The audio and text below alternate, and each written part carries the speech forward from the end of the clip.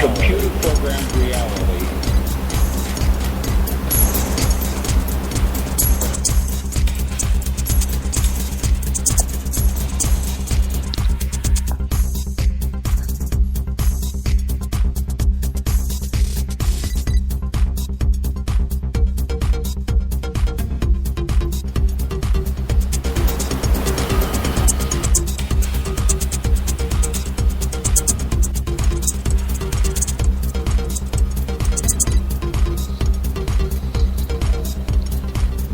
We are living in a computer-programmed reality, and the only clue we have to it is when some variable is changed and some alteration in our reality occurs.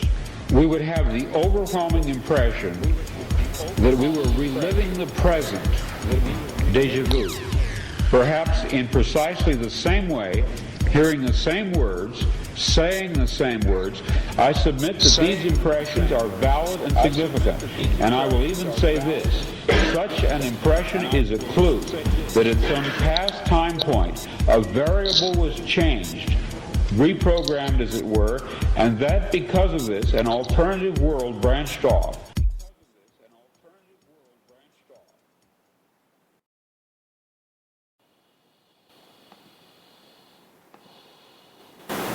Well, welcome to another edition of 15 Minutes of Flame. This is Robert Phoenix, broadcasting to you live from Flyover. What is going on out there? Wow. Things are heating up, aren't they? And not in a very pleasurable kind of way, in a very uncomfortable, anxious, where the hell is all this going kind of way. Well, we're going to try to steer clear as clear as we can away from anxiety, pre-grief, extreme doubt. But we're also not going to go into the heart of Pollyanna. We are at a real turning point here. This is a global pivot. This is a historical pivot. And I read a tweet this morning. I got to get this tweet out of the way. I don't do a lot on Twitter, but when I do, I found this morning. This is from @RealDonaldTrump. I have to wonder, is this man actually really producing these tweets? Let me read it to you. Russia vows to shoot down any and all missiles fired at Syria. Get ready, Russia, because they will be coming nice and new and smart. You shouldn't be partners with a gas-killing animal, that's capital G, capital K, capital A, who kills his people and enjoys it. That was from @RealDonaldTrump this morning. Might be one of the most disturbing tweets I've ever read. Now, it could all just be a dog and pony show, 6D chess, and of course, he never tells the enemy what we're going to do, even given the fact that the enemy isn't really an enemy. It's a proxy enemy. It's a made-up enemy. It's a fictitious enemy. And guess what? The world knows it. The world is hip to the trip that Bashar al-Assad did not gas his people. He didn't gas his people. There's evidence coming out right and left that guess what? It was not him. It was the white hats. Was there even gas to begin with? I mean, we don't know. I mean, these are the same people that are selling you the Skripal event as being real. So we have two fake gas events. Can we say Neptune? Can we say Pisces? Can we say Chiron and Pisces in the final day? In the final days, we're headed to Chiron and Aries. And that's happening. That's happening a week from now. On the 19th, Chiron goes into Aries, 8 days from now. We are at a very pivotal time. And the final degrees, I keep saying this, and I've said this for a long time. The final degrees of a sign is when things get really weird. It's like everything begins to shake. Everything begins to, kind of fluoresce. And it becomes unstable. Those last degrees become really unstable. 27, 28, 29. By the time 29 hits, it's done. The real culprits are 27 and 28. And where are we right now with Chiron? We're at 29. We're at 29 Chiron. So the instability is already kicked in, and what's unstable now is going to be the thing that's going to take us to 0 degrees Chiron in Aries. Oh my God. And the fact of the matter is, everybody who has a dash of sanity still left between their ears knows this is bullshit. It's total bullshit. And we are being bullied into sending our troops, sending our ships, sending our missiles. We're being bullied into taking action. The majority of the people do not want a war. I'm sorry. We do not want a war. Get it through your head. Who wants a war? Let's be real clear who wants a war. Israel wants a war. Israel wants a war in the Middle East. They want Syria taken out. You know why? Because if they had to fight Syria, they'd actually have a real fight on their hands.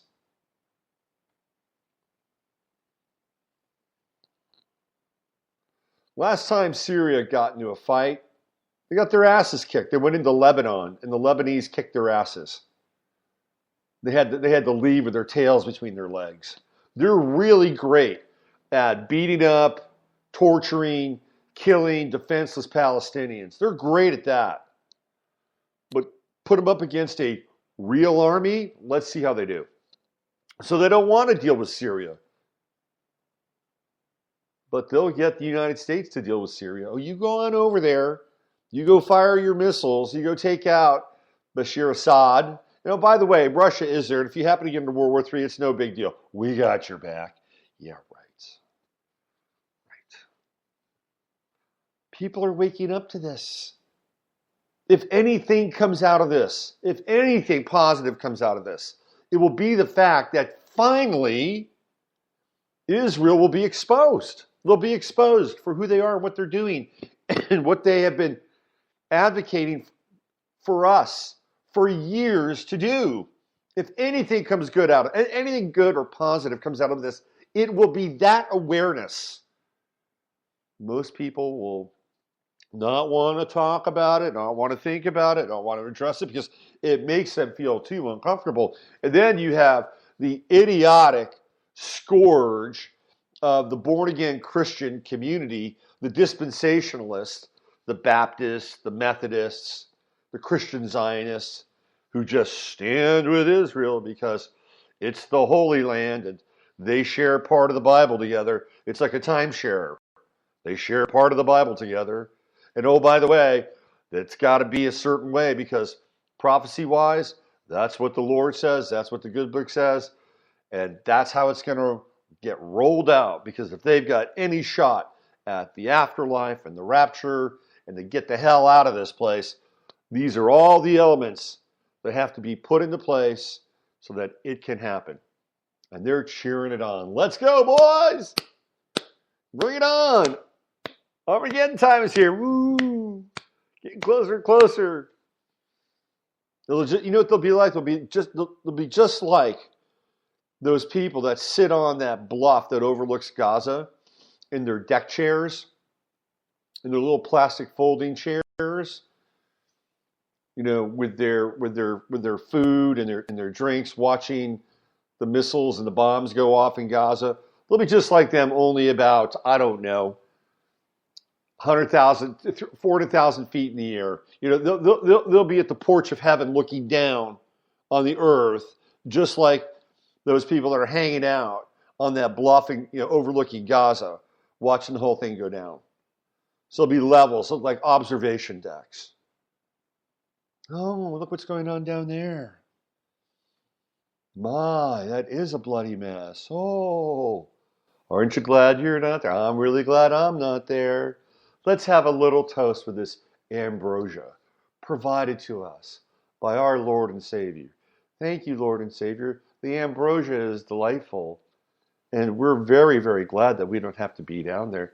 By the way, Lord, I know we're supposed to go back down there at some point, but could you please make sure that my place is still left intact?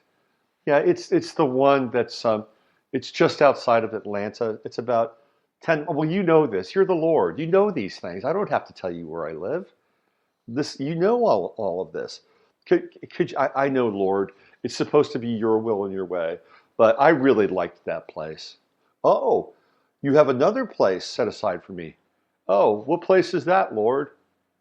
And all of a sudden, he's gone. He's gone. And people are sipping the ambrosia and they're looking around. Lord, where did he go? Where did he go? And the voice says, I had a place, a perfect place, just in mind for him. And let's just say he'll be very warm for the rest of eternity. And if any of you tell me what I should do, there's a very similar place set aside for you. So just sit back, enjoy the show, and have another cup of ambrosia. That's their world. Meanwhile, this is our world. Oh my God. So we're on the precipice of insanity. Let's just be clear about that. We're on the precipice of insanity.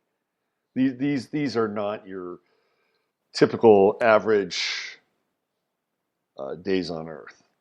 We're at a point where we haven't been to this place I guess the last time we've been here was the Cuban Missile Crisis. Is that right? So apparently when the Cuban Missile Crisis was going down, Khrushchev had 2 communiques to JFK that he sent. And he gave JFK an option to respond to each one. And one option was a war communique and a war option. The other was a peace communique and a peace option. And Robert McNamara, JFK's advisors, advised him to go the peace route. And so the rest is history. And there was a brief moment in time where everybody was walking around on pins and needles thinking that World War III was about to erupt. Well, here we are. We're in a very similar place to the Cuban Missile Crisis, although the difference now is that the weapons are kind of bigger and badder and more deadly than ever before. We have a planet that's more unhinged. We have more satanically possessed people running around trying their very best to bring on Doomsday and Armageddon because that's the kind of world that they want to create on this planet, maybe invert the planet, turn the planet into a dark portal, which is what they've always wanted to do, sacrifice and harvest as many souls as possible, use the energy of those souls to invert the universe and rule over a dark matter universe. If you want to know the plan, that is the plan. It's always been the plan. It is a plan against God, creation, love, light, right? Everything that expands outwards towards some degree of novelty, creativity, love, healing, kindness, a universe that expands into the complexity of that kind of manifestation. And they want to invert the whole thing because they hate God, they hate creation. It's anti. And in order to do that, this is a great place, lots of emotion, people running around pumping lots of emotion and blood and fear, and they have souls. They have these wonderful things called souls. Not everybody has them, but there's a lot of souls there. So why don't we go ahead and just harvest those souls? We'll use them as energy, and we'll pump up the loosh to maximal levels, and we'll do our best to punch a portal into the universe, maybe amplify it via CERN, and then flip the entire universe inside out. Never going to happen. It's insanity, okay? It's complete insanity. I mean, that's really the big plan, to be honest with you. I mean, all this other stuff with rule on Earth, I mean, that's all temporary. Maybe they can somehow get both. Maybe they think that, well, we can invert everything, and the 0.5% that are left over who can have all the Earth's resources, whatever is left afterwards. By the way, I don't really think that they want to completely and utterly destroy the Earth on some level. Although, again, I think if they have to and they want to go to the ultimate plan and invert everything, they will. But it all depends on how attached to the material world they are. How attached to 3D are they? We're in a very precarious position. And I just have to say. Now, I'm not freaking out because I refuse to freak out. Because whatever happens with this is going to happen. And can we influence it to some degree? I'd love to think so. And if that's the case, then you better think positive and loving thoughts towards this dynamic that's going on. And you better think positive and loving thoughts around bombs being diffused and plans going awry. Nobody ever gets hurt. If you want to know the secret of magic, it is always indirect and nobody ever gets hurt. Okay? So maybe what we really want to focus on, let's get real clear about this. What we really want to focus on, and hold this thought, and we're gonna try a little something here today, is to have the whole Syria gas incident be exposed. That's what we want. We want it exposed within the next 48 hours. That's the thought that we're going to hold. While this is happening, we also want to invoke and hold the space of revelation. When I mean revelation, I'm not talking about the end times. I'm talking about the revelation of the perpetrators and who is behind the propaganda and the absolute insane march to war. We want that built into this. That is essential. That is absolutely essential. So we want disclosure and we want revelation. And you hold that space, okay? Because that's about as good as we can do right now. Because I don't see David Hogg and all the moms and all the pussy hats on their way to Washington to march for not going to war. But where are they? I tweeted David Hogg this morning. Hey, David, what's your position on war in Syria? Because I really think that all those guns and bombs and missiles could make you feel real unsafe. It might have an unfortunate set of consequences for your future. Where are you, David? Are you gonna tweet out about this? Are you gonna take your children and your children's crusade and march on Washington?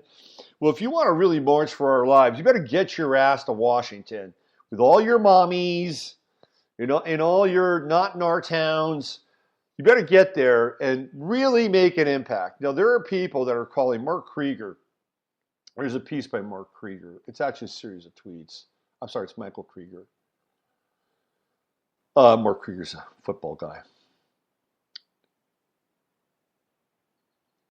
And this is Krieger warns the time for a massive anti-war movement is now. Well, I agree. We got about 72 hours before we hit that new moon in Aries. It's new moon, always a great time to attack because it's dark. And in Aries, look out. Hey, look, we are coming up on that Mars-Pluto conjunction. You want to know when that's happening? That's the big conjunction. Mars-Saturn was quite intense. We have Mars at 13 degrees. We have Pluto at 21 degrees. 8 degrees separates us out with that Mars-Pluto conjunction. That is the conjunction, astrologically, We really want to. If we can get through that conjunction without World War III starting up, then we've got a chance to narrowly avoid an absolute and utter catastrophe. So we're looking at the 27th, the 26th, 27th of April. And that's exact. You know, when we get into the conjunctions, it can start as quickly as 422. There we go. How's that for a symbolic day? 422. Mars at 19 degrees Capricorn and Pluto at 21 degrees Capricorn. That is 420. How about that? There we go. Wow. This is not this. Oh my Lord. Oh boy. 418. Mars is at 17. All between 418 and 420. You know what those days are? That's the celebration of Molech. That's when babies are sacrificed and burned for Molech. This is when the compound in Waco, the Branch Davidians, was burned to the ground with Hillary Clinton and Janet Reno watching, cackling. Who knows what else they were doing? Well, it all took place. This is it right here, boys and girls. This is it. 416, 417, 418, 419, 420, 421, 422. That whole week is a pretty.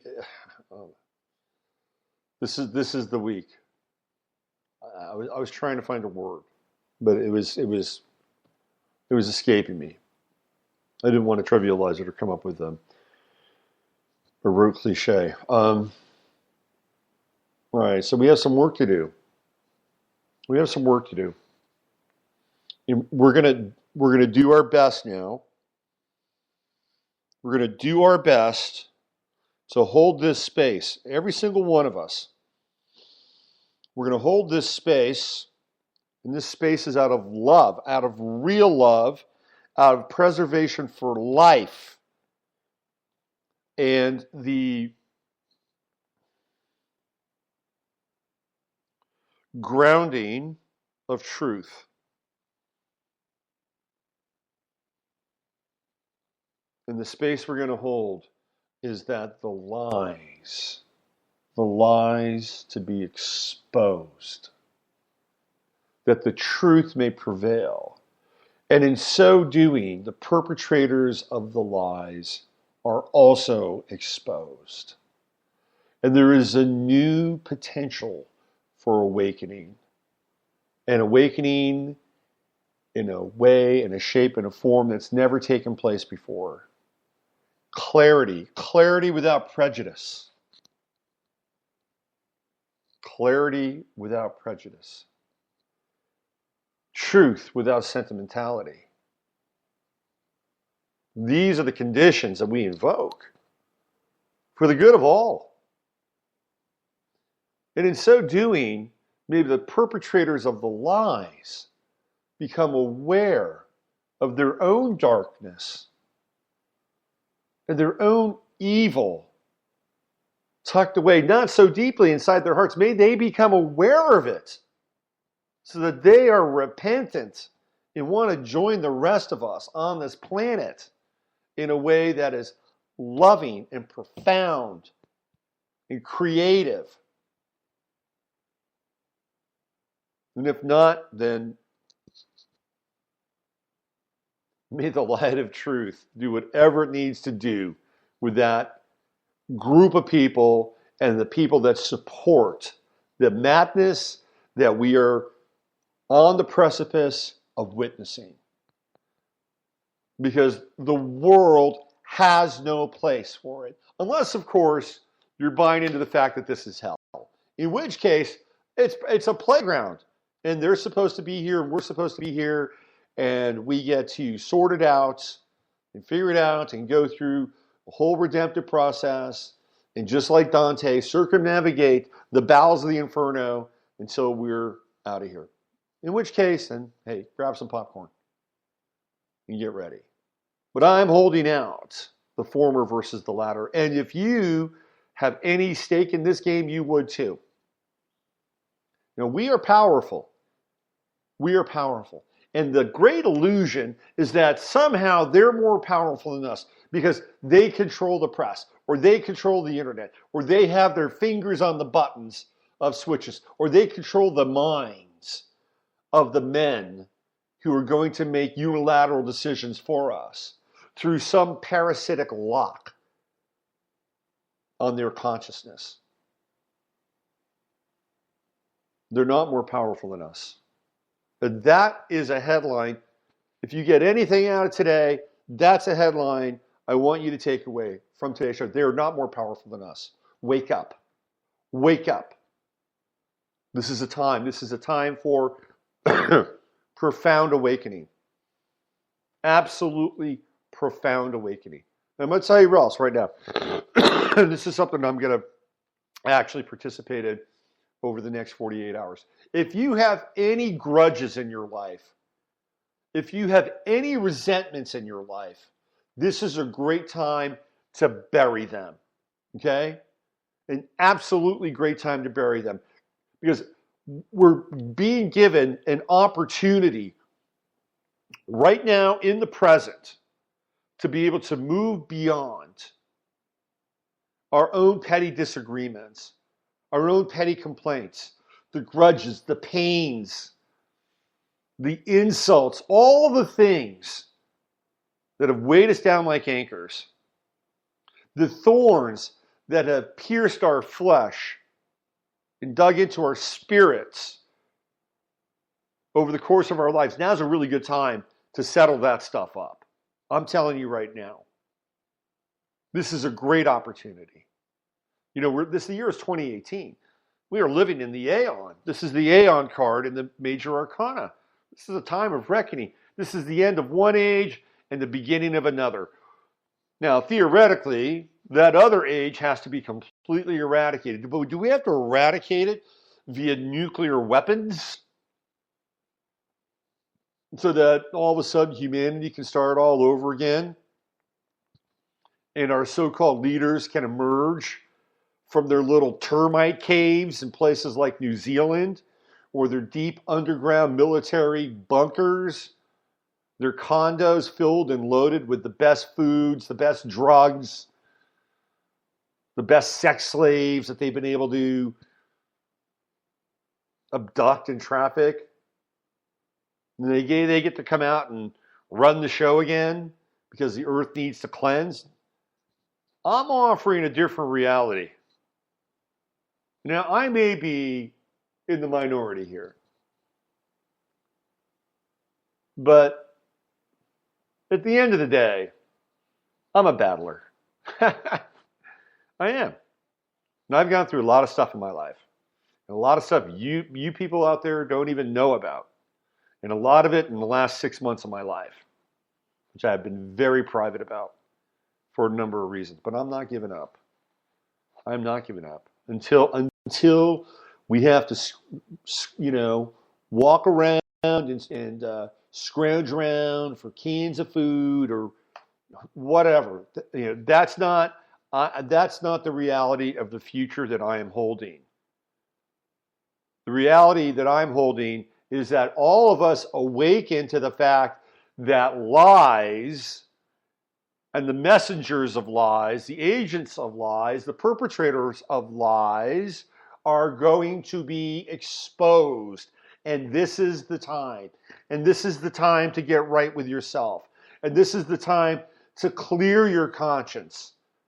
This is the time for you to get inside yourself and connect with the source of all creation. This is our time. This could be a really powerful time. And even if, and I'm going to put the even if clause in here, even if over the course of the next 48 to 72 hours, we cannot somehow generate enough light and focus and intensity on the first pass to expose this evil incarnate, then at least you're right with yourself. You're right with yourself and you're right with the people that you love or have loved. This is a tonic. This is a tonic for our times. This is a tonic for our forgiveness. This is a tonic for our spiritual capacity and our spiritual growth. Don't forget that. These are very, very powerful times, and we can always grow from them. We are not helpless. We are not sitting here waiting around for our fate to be decided by some fucking madman. By the way, is there any coincidence that all this started really when John Bolton got into the White House and started palling around with Trump? No, there's no coincidence at all. Do you know how Bolton got in there? Jared Kushner started hooking him up with Trump. Secret agent 00666. He made the connection. And once Bolton got in, everything got ramped up. And you have nutty Nikki Haley at the UN. Great.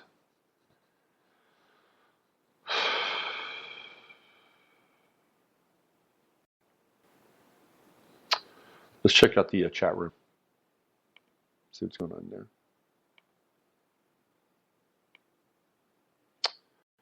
This is fantastic. Please let me know when David H. responds. Yeah, right. Yeah, we cannot have any fear. Judy says, I'm so glad you pointed our focus toward the solution. Look, the solution is we cannot live in fear. That's what they want, right? I mean, they want 7 billion people walking around, shaking, shivering, chattering. Oh my God, what is this going to happen? Oh my God. We can't do that. If it's going to happen, it's going to happen. And then we deal with it accordingly. Okay? But we have, in this brief window of time, an opportunity to get clear and to hold the space. And hold that space right here, right now. And that space is that, I'm going to say it, that these evil motherfuckers get exposed. And through the exposition of the lies, must then be held to a new standard of accountability, and a real change can take place. Because we're right at the edge of seeing who's behind what. And let me tell you something. I heard an interview, well, actually it wasn't even an interview. It was a 5-minute little piece by Michael Savage. And Michael Savage's real name is Michael Weiner, right? Or Michael Weiner, whatever his name is. At least I think that's his last name. I'm pretty sure it is. He did a 5-minute piece breaking down this march to war, this call to war. And it didn't take him very long to finally unwind it and get to who wants the war. It's Israel. It's Israel. And for Michael Savage to get there and come to that conclusion, well, let's just say we're living in a new universe, a new part of the universe. Because I've never heard Michael Savage get that direct. And he finally got to it. Here at the 11th hour, he finally got to it. I was watching a little snippet from Tucker Carlson. And he had a senator on. Who's this guy? What's this guy's name? Senator Wicker. The Wicker Man. The Wicker Man. I'm going to play this. I'm not hooked up to my normal studio. But I'm gonna play this, and basically, maybe you can hear it, maybe not. But I'm gonna play this. This comes from Tucker's show, and this is what is expressed. Here we go. Republican representing state of I can't hear it. Tonight. Senator, thanks for coming on. What is the American national security interest that would be served by regime change in Syria? Well, if you care about Israel, you have to be interested at least in what's going on in Syria. That's it. I'm going to play it for you again. This is Senator Wicker, the Wicker Man. You know what the Wicker Man is? The Wicker Man is a sacrificial idol in which somebody from the village is burned alive.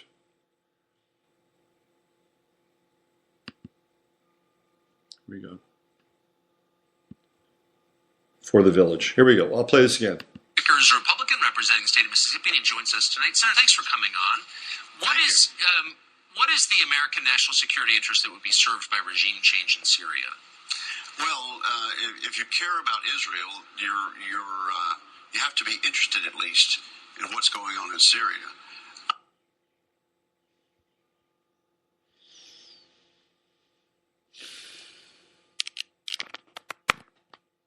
There you go. It's right there.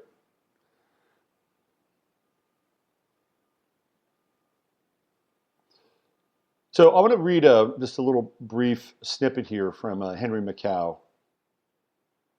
And he and other people have been exploring this concept about the Kabbalistic doctrine of destruction, which is something that's practiced by Chabad Lubavitch.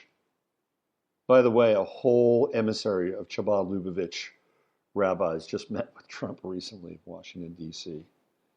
The Kabbalist doctrine of destruction provides a key to understanding world events. According to the Kabbalah, which is the secret doctrine of Judaism and Freemasonry, evil and catastrophe are endemic factors in the process of creation. Without evil, there could be no good. Without destruction, creation could not take place. This is from Kabbalah, an Introduction to Jewish Mysticism by Byron L. Sherwin. Kabbalists believe the old order, Christian order, must be ruthlessly destroyed before the new world order, based on the Kabbalah, can be built. Hence the Illuminati motto, out of order chaos, ordo ab chao. That's my editorial comments. Hence the Communist Manifesto advocates the destruction of nation, religion, and family and the transfer of all private wealth to the illuminated bankers in the guise of the state. So now he's got a picture of Bolton and Trump together, and they're basically giving each other a Masonic handshake. The doctrine of destruction explains why war and revolution have been characterized by gratuitous genocide, terror, and destruction. It explains the banishment of God from public discourse and the widespread acceptance of obscenity, pornography, and the occult. It explains the attack on gender, the promotion of homosexuality to heterosexuals. It explains the spate of false flag terror that is the hallmark of modern life. It explains why humanity seems cursed by never-ending crises and catastrophes. They are engineered by the Illuminati to attack and destroy anything that smacks of the healthy divine order, spiritual or natural. So he goes on to unwind this thing, and he's been doing this for a long time. And I've come to actually like Henry more over the years. I still don't know how he can do what he does in Canada and not get tossed into the pokey for hate speech. I'm not sure I want to know why it doesn't happen to him. Although he does support some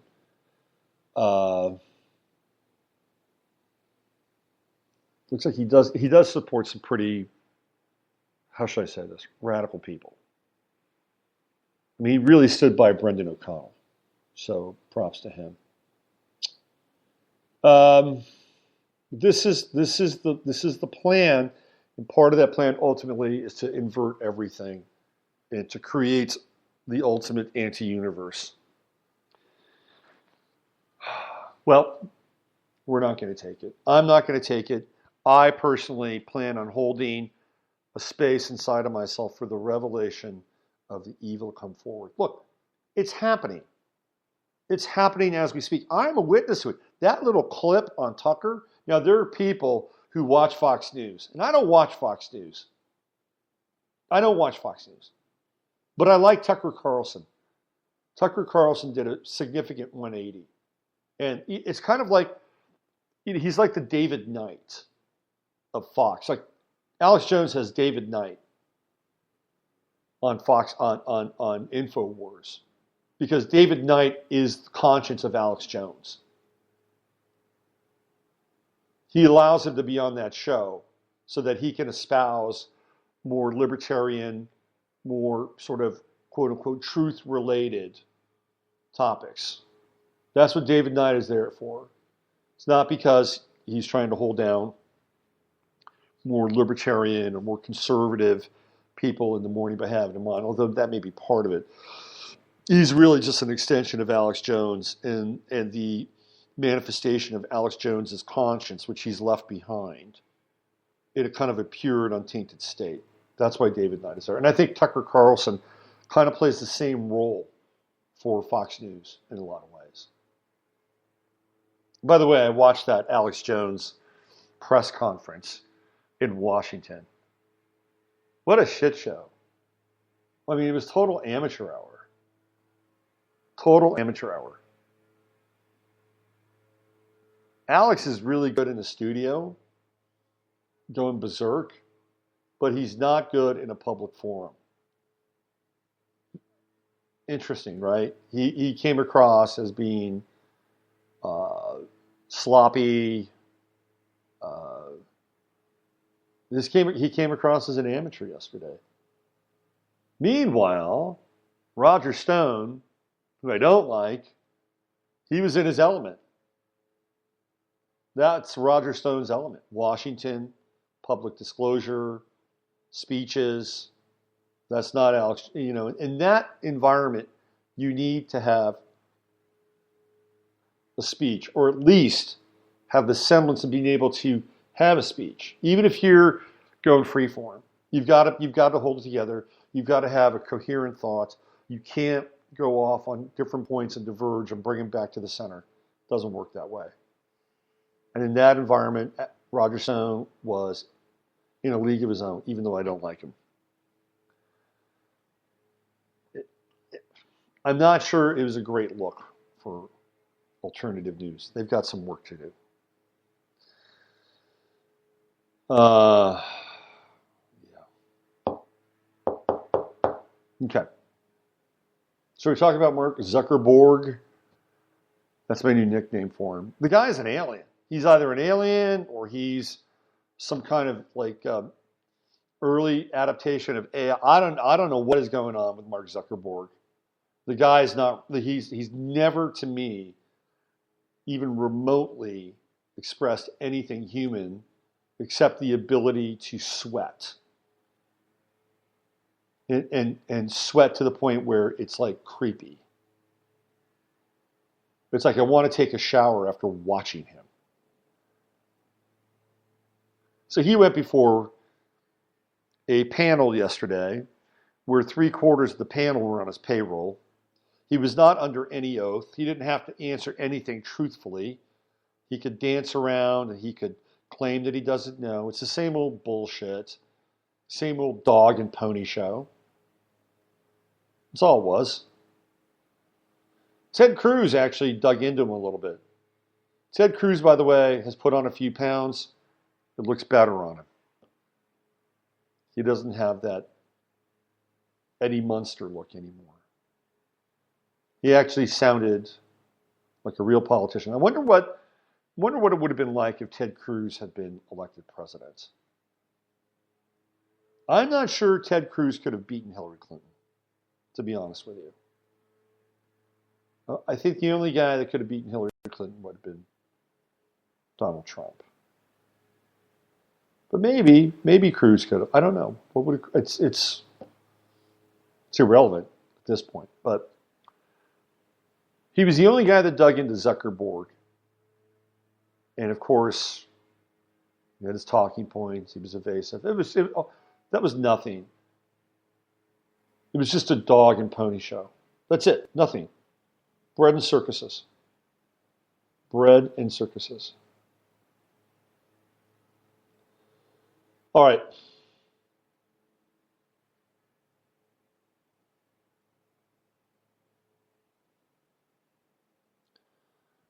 Let's hold the space. Let's just all hold the space. Let's get together, hold the space. And this space is for truth to be revealed And to use this opportunity to get really clear with ourselves, with the people in our lives that we have held grudges against, resentments, whatever it is.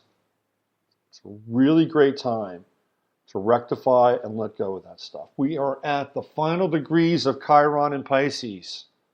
29 degrees. This is it. We're coming to the end of the Piscean cycle with Chiron. Thank God. Now, Chiron in Aries won't be a walk in the park, but it'll be more direct. The dissolving, the letting go, the moving into a period of time where we're taking responsibility for our actions. That's Aries, right? In looking at the ramifications of those actions. But before we can do that, we need to be able to be okay inside of ourselves. So if you've got anything that you need to unpack, baggage that you need to lighten, things you need to say to people, I think this is a really good time to do it. To be honest with you. Because at the very least, you'll be clearer. Right? And then let's hold that space. We're not impotent. We're not impotent. That's the illusion. That is the big illusion. We are not impotent. We are not powerless.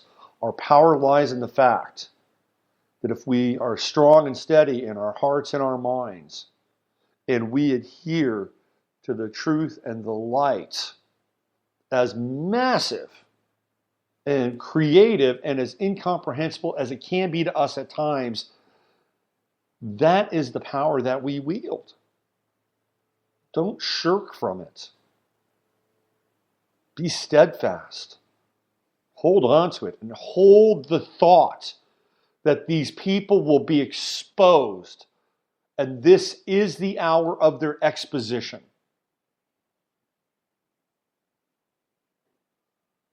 Pass it along. All right. I'm going to get on out of here. Let's end on that note. I'll be back 24 hours from today. And we'll check in with each other. We'll just check in with each other. We'll check in with the state of the world. We'll check in with the state of you and I. And I promise you that I will not deviate from my place and the position that I'm holding and the vision that I'm holding. If it's only just me, then at least I know that I held it. But you can join me and you can share this with other people. That we're going to hold the space that the perpetrators of the evil lies that are being foisted upon us and have been foisted upon us for thousands of years, it is the time to be exposed. You're the candle and you're the flame, and you are the witness to all of it. All right. Use your head to discern what's real.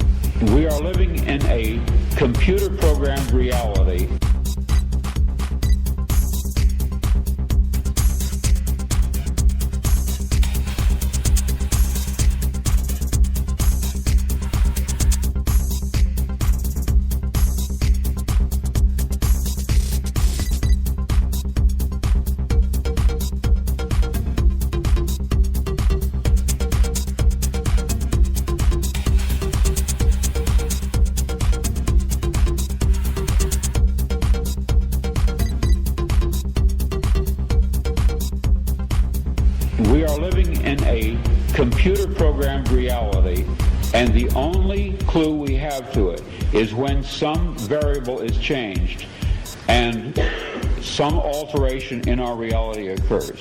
We would have the overwhelming impression that we were reliving the present, déjà vu, perhaps in precisely the same way, hearing the same words, saying the same words. I submit that these impressions are valid and significant, and I will even say this: such an impression is a clue that at some past time point a variable was changed, reprogrammed as it were, and that because of this an alternative world branched off